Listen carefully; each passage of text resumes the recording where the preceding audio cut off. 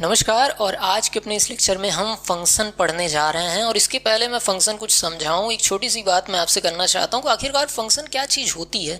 तो देखिए, फंक्शन का सिंपल सा मतलब है एक ऐसा शब्द जिसका काम पहले से ही सिस्टम को पता हो।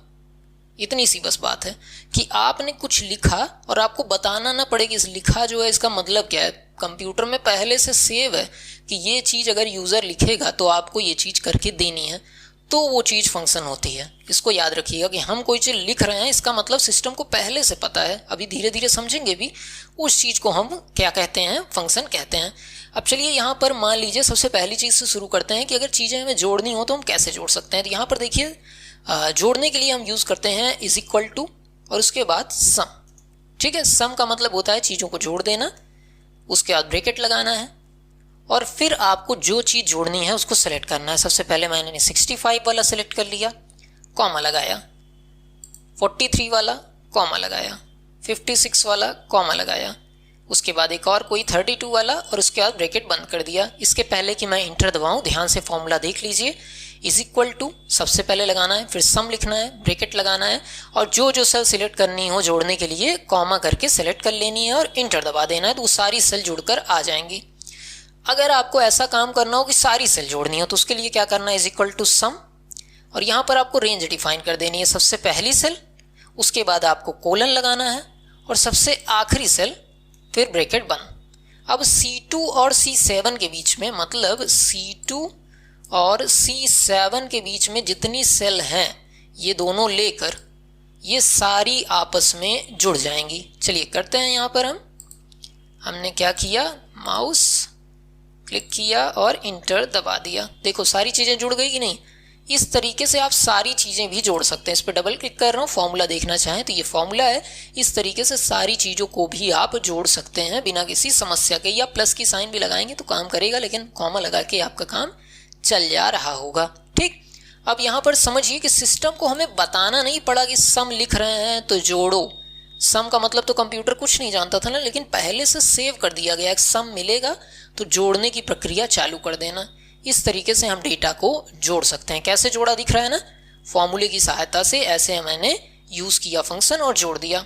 इसी तरीके से अगर आपको इन दिए गए डेटा में से मैक्सिमम निकालना हो तो कैसे निकालेंगे, चलिए देखते हैं। इसको मैं माउस सेलेक्ट करता हूँ, चलिए इंटर दबाता हूँ और इन दोनों डेटा को मैं डिलीट कर देता हूँ।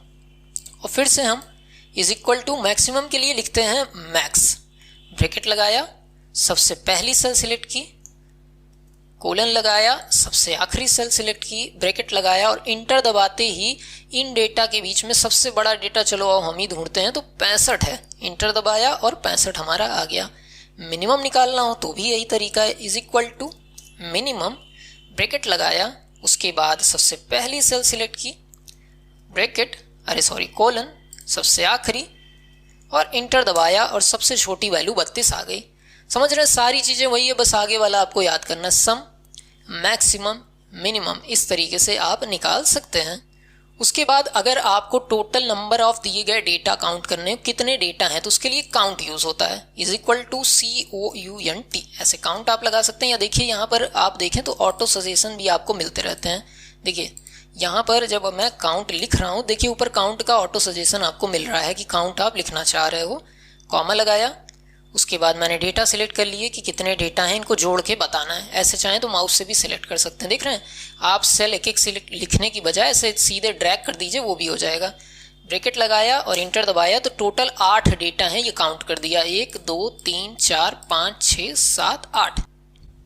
इसी तरीके से देखिए एक और चीज़ कर सकते हैं। हमने सारे डेटा को सिलेक्ट कर दिया। अब देखिए एक नई चीज़ सीखेंगे और हमने दबाया इंटर, यहाँ पर 14 आया। टोटल डेटा गिनते हैं, 1 2 3 4 5 6 6 6 12 24 25 26। सर डेटा तो टोटल 26 है, 14 कैसे रहा है।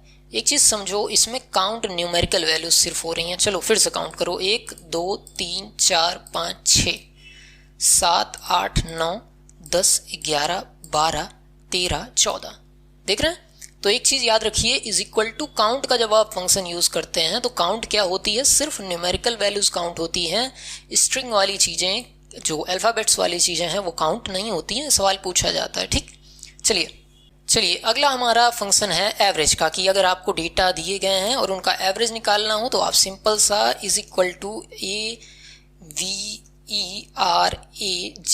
एवरेज लिखेंगे, ब्रैकेट लगाएंगे, डेटा सिलेक्ट करेंगे और ब्रैकेट बंद कर देंगे, इंटर दबाएंगे, एवरेज आपका आ जाएगा बिना किसी समस्या के। तो ये कुछ फंक्शंस थे जो आज के इस लेक्चर में डिस्कस किए। उम्मीद करते हैं आपको समझ में आ गए होंगे। ना समझ में आया हो कमेंट में पूछिए, आपके हर सवाल का हम जवाब देंगे। सब समझ में आ गया हो तो कमेंट में एक तारीफ भी कर सकते हैं।